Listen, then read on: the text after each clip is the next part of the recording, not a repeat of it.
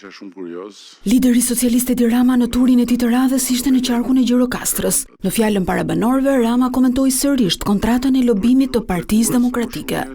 Aritmetika ka hyrë në një situatë të panjohur për të, sepse në Shqipëri është bërë interpretueshme dhe aritmetika.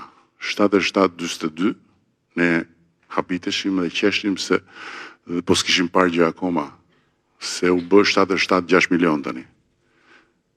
Me këtë kontratën e patriotëve, që befasisht 3 patriot nga e njëjta familje në Tropoj, ju lindin zemër që të nxjerrin 6 milionën që të mbrojnë Shqipërinë nga unë dhe nga ju. Gjatë turit përmbyllës në Gjirokastër, Rama ironizoi dhe partitë e reja në këtë zgjedhje. Ai konsideroi ato si një farë zezë që prodhoi LSI dikur.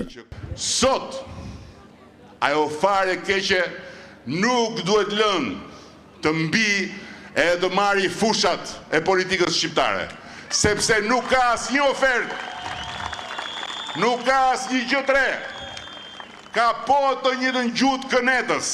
Ka vetëm një gjë. Këneta ka një buf të lodhur të mbaruar që i fiken llampat në çdo 5 fjali, kurse ata kanë ca djem të ri. Kjo është e vërtet në mosh, po jo në tru. Për herë të parë, lideri socialist komentoi dhe problemet me shpërndarjen e zarfeve për votën e diasporës në Greqi, ndërsa i bëri thirrje emigrantëve që të votojnë. Do t'ju lutesha të gjithë atyre që janë regjistruar, që të marrin zarfin, të marrin votën, të vendosin edhe ata për ta çuar në vend këtë amanet shekullor dhe për t'ju dhënë fëmijëve të tyre atje në Greqi dhe vetes tyre këtë pasaportën europiane. Rama premtoi se brenda vitit 2030 Gjirokastra do të ketë funksional aeroportin sezonal, nga i cili do të kryen fluturime ndërkombëtare. Shumë faleminderit, rrof Shqipëria.